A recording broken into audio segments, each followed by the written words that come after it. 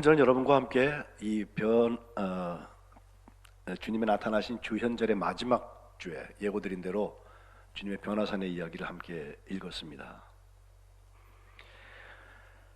사순절을 시작하는 성회수요일이 금주 수요일인데 그에 앞서서 아주 명심해야 될 사건 하나는 예수님께서 십자가를 앞두고선 감당했던 이 변화산의 사건인데, 놀라운 일이기도 하지만 모이고 흩어지는 하나님의 자녀들에게 주님께서 주시는 메시지가 분명히 있습니다.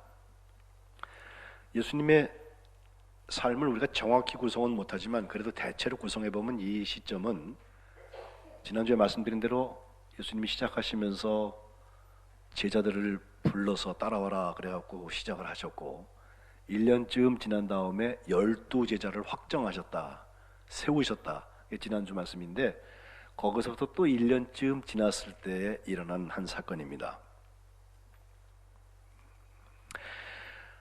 그 변화산이 어떤 산이냐? 꽤 오랜 시간 동안 다볼산이라는 산이라고 사람들이 생각을 했어요. 그래서 동방종교에서는 지금도 주님의 산상 변모일을 다보리온이라는 말로 부르는데, 다볼이라는 그 산의 이름에서부터 나온 말인데, 이 다볼은 갈릴리 호수의 남쪽에 이스라엘 굴짝이 따라서 쭉 내려오다 보면 둥근 모양으로 되어 있는 산이 하나 있는데, 약 한 600m가 채 되지 않는, 높이가 588m라고 전해 듣는데, 그 산의 이름이 하르다볼, 이 히브리어로 말해서 높은 산이라는 뜻입니다. 예, 거기 높은 산에서 주님께서 이 일을 경험하셨다고 믿어왔는데, 현대의 신학자들은 조금 생각을 달리해서 차라리 예수님이 주로 사역을 많이 하셨던 가이사랴 빌립보에서 북쪽에 바로 붙어 있는 그 헐몬산에 올라가서 주님이 변모하시지 않았을까. 헐몬산은 이 밑에 있는 다볼산보다 거의 3배가량 높이가 높아서 2814m의 고지이고 비도 많고 눈도 많은 그런 곳인데, 다볼이냐 헐몬이냐 가지고서 지금도 사람들이 말들을 해요. 근데 어디여도 상관없어요. 오늘 주님께서 산에 올라가서 변모하신 일들을 통하여서 우리에게 주신 그 이야기는 예수님이 반짝 변했다 그리고 내려왔다, 이게 중요한 게 아니고 그 앞에 있던 사건과 그 뒤에 있는 사건까지를 같이 읽는 것이 큰 도움이 됩니다. 어떤 사람을 데리고 가셨나? 오늘 받들어 읽은 2절 말씀해 보니까 베드로와 야고보와 요한, 지난주에도 잠깐 말씀드리지만 예수님의 동역자, 곧 제자 혹은 사도라고 불렀던 12사람 중에서 예수님이 특별히 선택하신 3인방들입니다.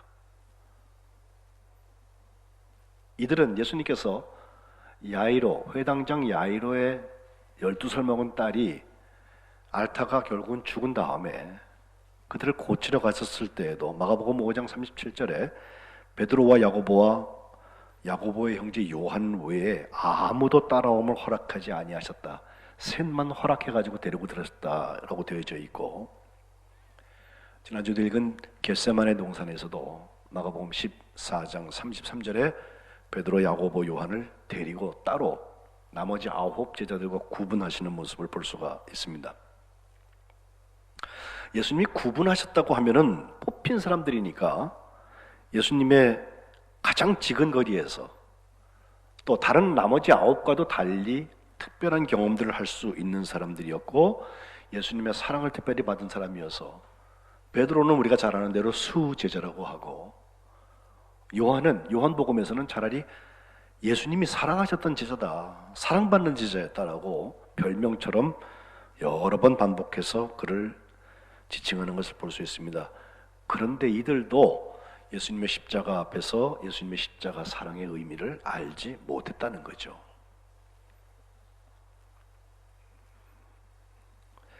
그렇기에 수제자였던 베드로도 주님 앞에 호언장담은 했지만, 다 버릴지라도 나는 그렇지 않겠습니다, 내가 주와 함께 죽을지언정 주를 부인하지 않습니다 라고 호언장담을 했지만, 결국 예수님이 예언하신 대로 달기 2번째 울기 전에 3번 예수님을 부인했고, 마가복음 14장 71절에 보면 그냥 부인이 아니라 마지막 부인은 저주하고 맹세하면서 나는 너희가 말하는 이 사람을 알지 못한다 라고 정언하고 있습니다.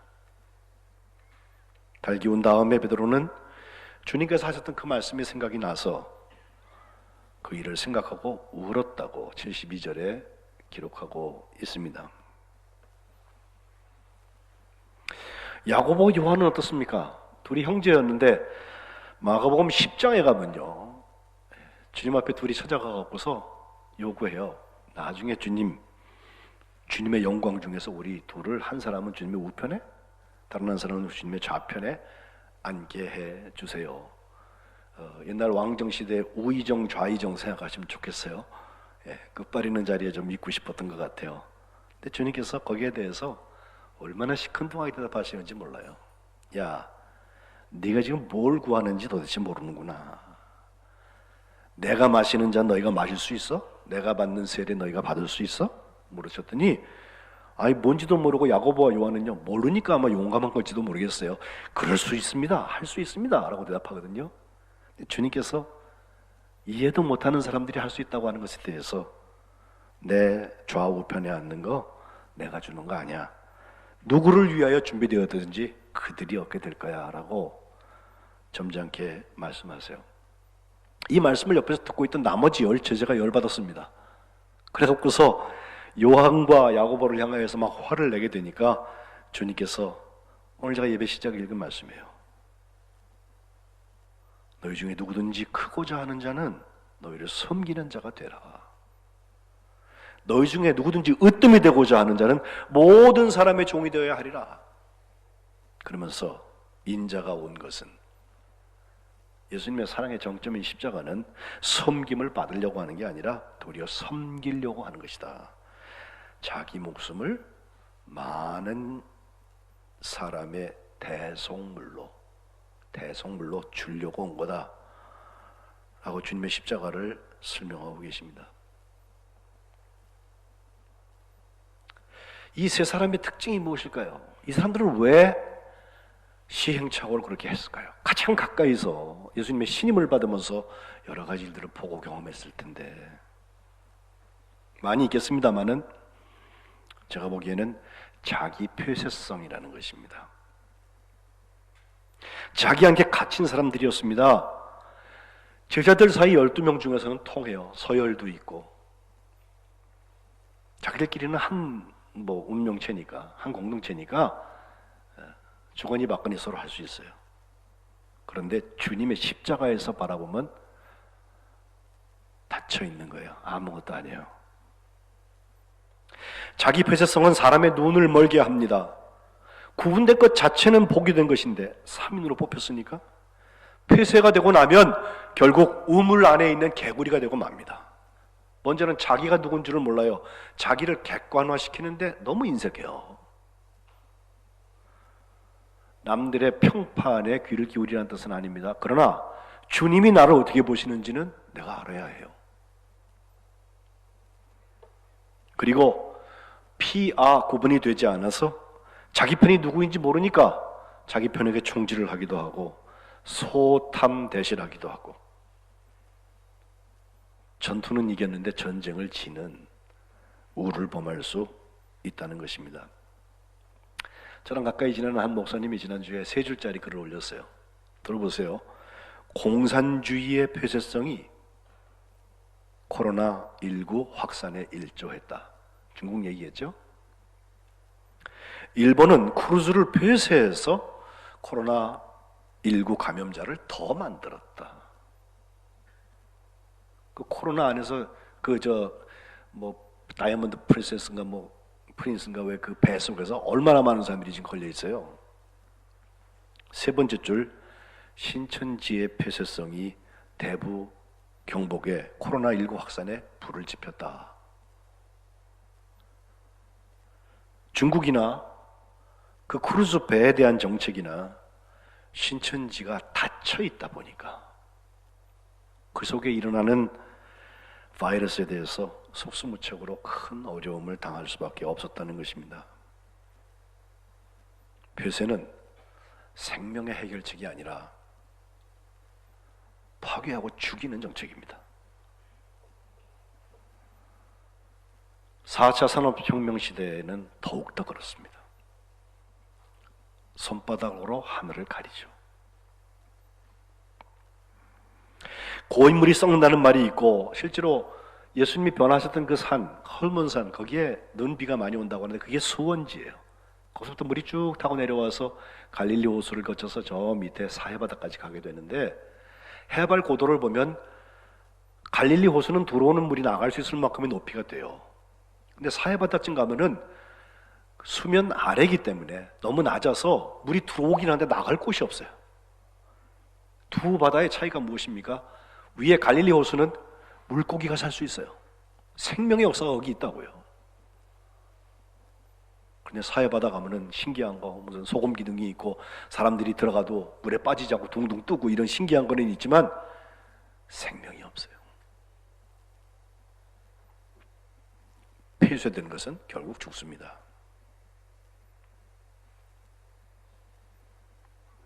이런 시행착오가 많은 베드로와 야고보와 요한의 삶에 주님께서 이 놀라운 사건을 통하여서 십자가를 향해서 문을 여신 것은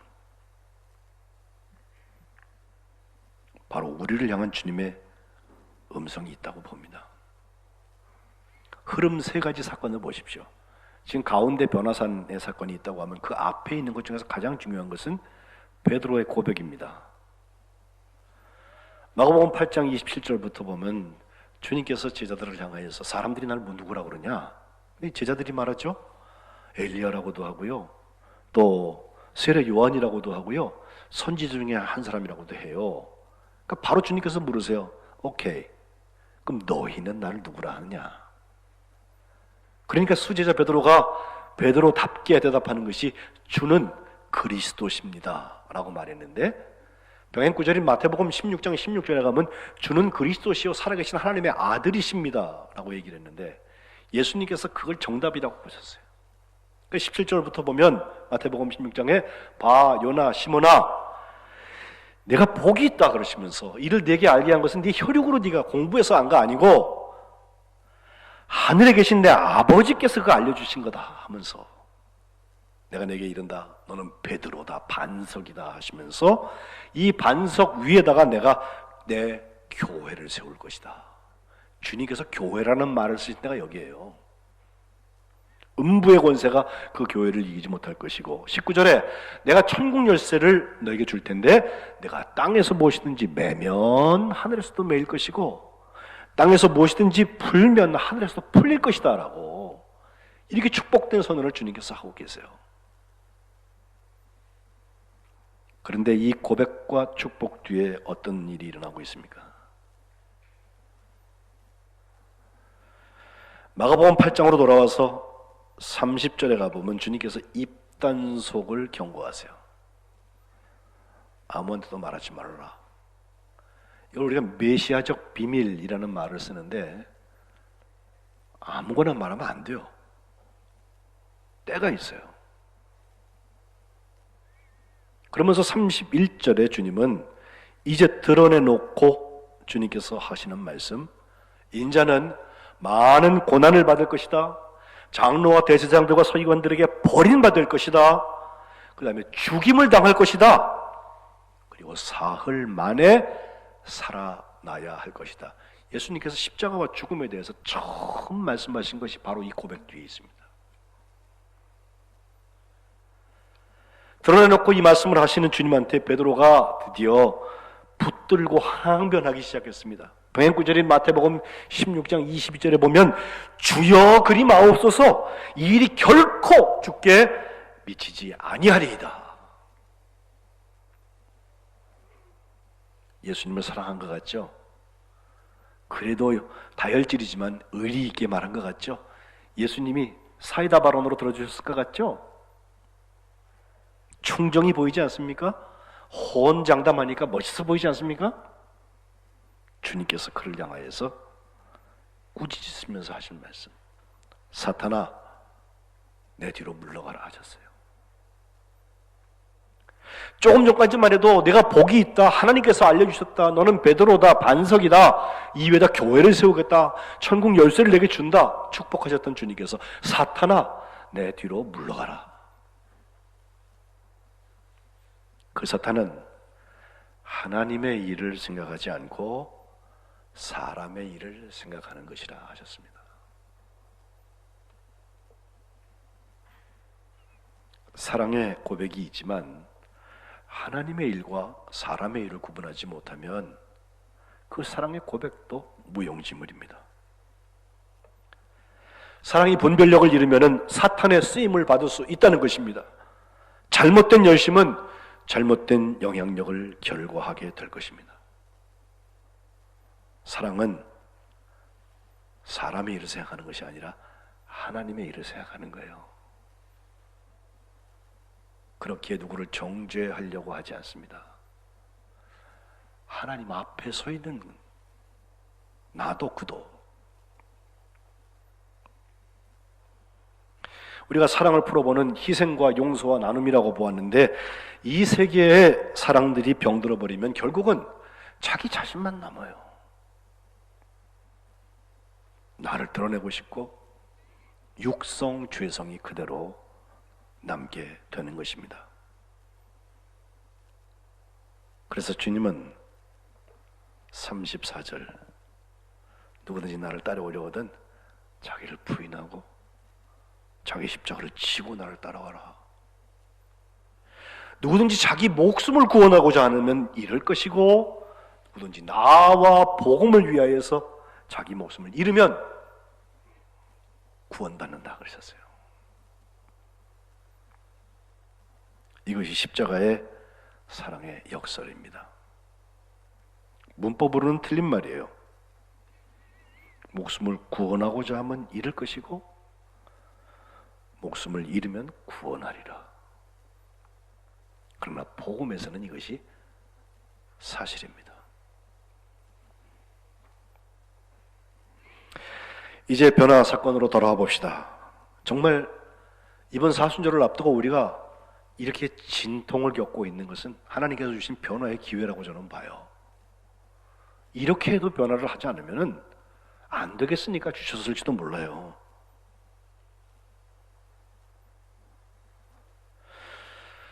그들 앞에서 주님께서 변형, 모양이 바뀌기 시작하는데 그 옷이 광채가 나면서 세상에서 빨래하는 사람이 그렇게 시계 빨래할 수 없을 만큼 아주 하얘졌다 그랬고 4절에 보니까 엘리야가 팍 나타나면서 모세를 데리고 와가지고 예수님하고 셋이서 얘기를 하고 있는 거예요.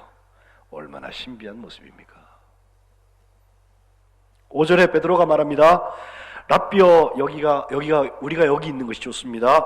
여기다가 초막셋을 져가지고 하나는 주님을 위해서 하나는 모세를 위해서 하나는 엘리야를 위하여서 이렇게 했으면 좋겠습니다 라고 제안을 하는데 저는요 이게 베드로의 사랑의 표현인 줄 알았어요. 6절에 보니까 분명히 표현하기를 그들이 몹시 무서워했기 때문에 무슨 말을 할지 알지 못해서 한 말이라는 거예요. 아무 말 잔치라는 말이 있죠. 가짜 뉴스 만드는 말. 아무 말이나 막 한다고 사랑이 표현되는 것도 아니고 차라리 무슨 말을 할지 모를 때에는 듣고 있는 게 나아요. 실수는 안 할 테니까. 지난 주간 우리 성동광진 지방회를 하는데 장로님들 안수받는 설교를 저한테 하라고 그래갖고 제가 나가서 시집가는 딸한테 어머니들이 옛날에 해주셨던 얘기 했어요. 시집가거든 다 낯선 곳인데 봐도 못 본 척 시각장애인 3년 살아라. 그 다음 3년은 들어도 못 들은 척하고 살아라. 청각장애인. 그 다음 3년은 언어장애인 말 조심하면서 살아라. 9년이 지난 다음에 한 10년 지나고 나서 그 집 식구가 된 것을 확인하고서 보기도 하고 듣기도 하고 말도 하면서 살라는 거예요.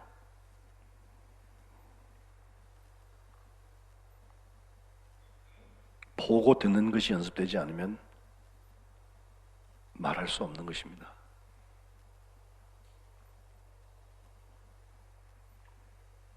그들은 지금 놀라운 것을 보았습니다. 예수님의 변모와 예수님이 모세 엘리야와 함께 얘기하고 있는 것.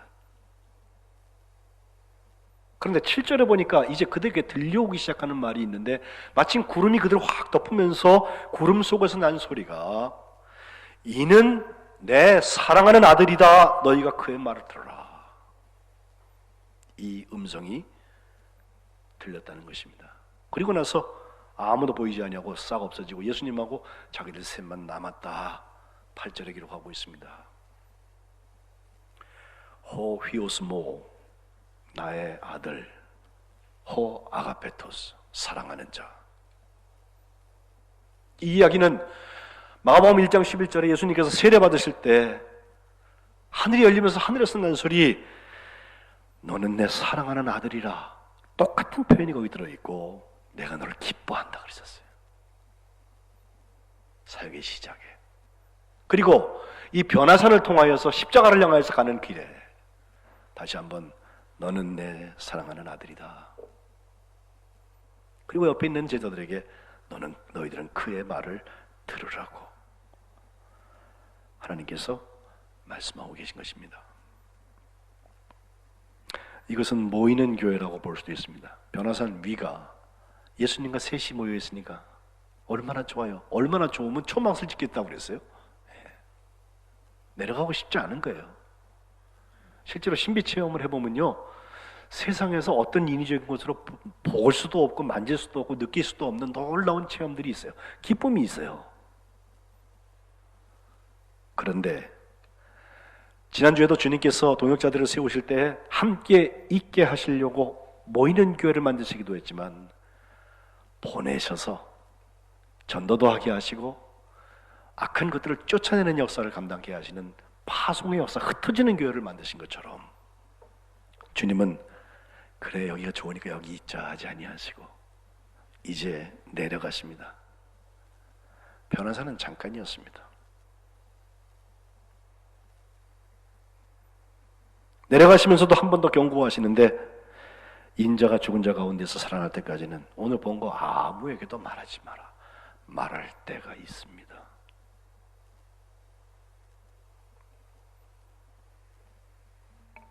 그리고 내려가 보니까 14절 이후에 큰 무리가 그 사람들을 둘러싸고서 제자들, 남아있는 9 제자들을 말하겠죠? 그들과 함께 서기관들이 더불어 변론하고 있었다. 제테오라는 말을 쓰는데 함께 찾는다는 뜻이에요. 뭘 찾고 있었을까요? 거기 한 아버지가 아이가 어려서부터 귀신 들려가지고서 막 불에도 들어가고 물에도 들어가고 이런 아이가 있어서 그걸 좀 고침받으려고 예수님만 데리고 왔는데 예수님은 세 제자 데리고서 저 산에 올라가고 변화산하고 계시고 어디 가시는지도 몰라요. 나머지 제자들이 있어가지고 그들한테 부탁을 했는데 그들이 고치지 못하고 있는 거예요. 병마를 쫓아내지 못하는 거예요.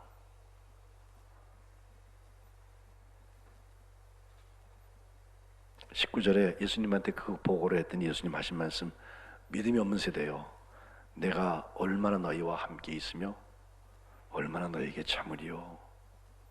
이제 예수님이 십자가 많이 다가오셨어요. 그러면서 그 아이를 내게로 데리고 와라. 데리고 오는데 귀신이 예수님을 보고 알아봐요. 그래서 그 아이가 막 신이 경련을 일으키면서 땅에 엎드러져서 구르고 거품을 막 흘리고 있는데 주님께서 그걸 보시고서 언제부터 이렇게 됐니? 어려서부터 그랬어요. 귀신이 얘를 죽이려고 불과 물에 자주 던졌고 이제 무엇을 할 수 있거든 우리를 좀 불쌍히 여기서 도와주시길 바랍니다 라고 예수님한테 그 아버지가 얘기해요.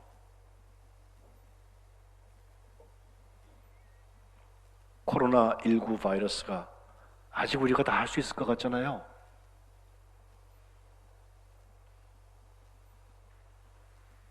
무엇을 하실 수 있거든 우리를 불쌍히 여기서 도와주옵소서. 이 기도에서 시작해야 돼요. 그래야 주님께서 우리에게 백신도 주시고 그래야 주님께서 우리에게 신천지 같은 이상한 집단을 통하여서 전염된 일도 막으시고 오히려 어두움의 빛을 밝혀주실 것입니다. 그 아버지는 내가 믿나이다 나의 믿음 없는 것을 도와주소서라고 바로 말했고 주님이 명령하십니다. 말 못하고 못 듣는 귀신아 내가 내게 명한다. 그 아이에게서 나오고 다 다시 들어가지 말아라. 귀신은 소리 지르면서 아이가 큰 경련을 일으키게 하면서 나가게 되는데 아이가 죽은 줄 알았어요. 사람들이 야, 애 죽었다 그러는데 주님께서 그 손을 잡아 일으키시니까 애가 일어났다는 것입니다. 그리고 28절 29절에 보면 제자들이 주님과 함께 집에 들어가 가지고서 조용히 물어봐요.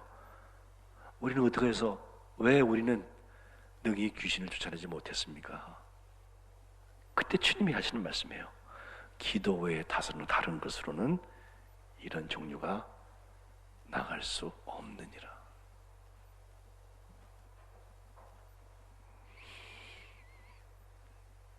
지금 더 기도해야 될 때인 건 맞아요. 근데 기도하다 보니까 기도하는 그 자리에서 뭐 에어로졸도 생긴다고 그러고 침이 뛰어나가면서 비말이 생긴다고 해서 기도하는 모임을 자제하는 것도 맞다고 그래요. 감독님도 감유사님도 또 매스컴에서도 어저께 밤에는 총리도 여러 가지 경로를 통해서 우리에게 주시는 말씀이 있는데 밤늦게까지 기도하다가 결정했어요. 주일 낮 예배는 드립니다. 나머지는 다른 방식으로 좀 대체해서 했으면 좋겠다. 다 연락을 해서 오늘 어르신들을 비롯해서 기저질환자들 가급적이면 가정에서 지금 라이브 스트리밍으로 같이 예배 드리세요 라고 말씀을 드렸는데 보고 계실 거예요. 그러나 우리가 흩어져 있어도 흩어진 교회가 교회인 것은 함께 기도할 때 기도 외에 다른 것으로는 이런 종류가 나갈 수 없다 말씀하신 주님께서 이 병마를 물리쳐 주실 줄로 믿습니다. 하나님의 구원은 우리에게 간증거리를 놨습니다. 그리고 고백에서 시작해서 변화선을 거쳐서 여기 병마를 쫓아낸 이야기까지 한 줄로 읽으세요. 그리하면 이제 시작되는 사순절에 주님의 십자가와 부활의 역사가 우리 가운데 있게 될 줄로 믿습니다. 거룩한 백성을 사랑하신 하나님께서 성민교회와 이 나라와 이 민족과 지구촌 나기에 치유와 온전케 하는 역사를 주시기를 주님의 이름으로 축복합니다. 기도하겠습니다.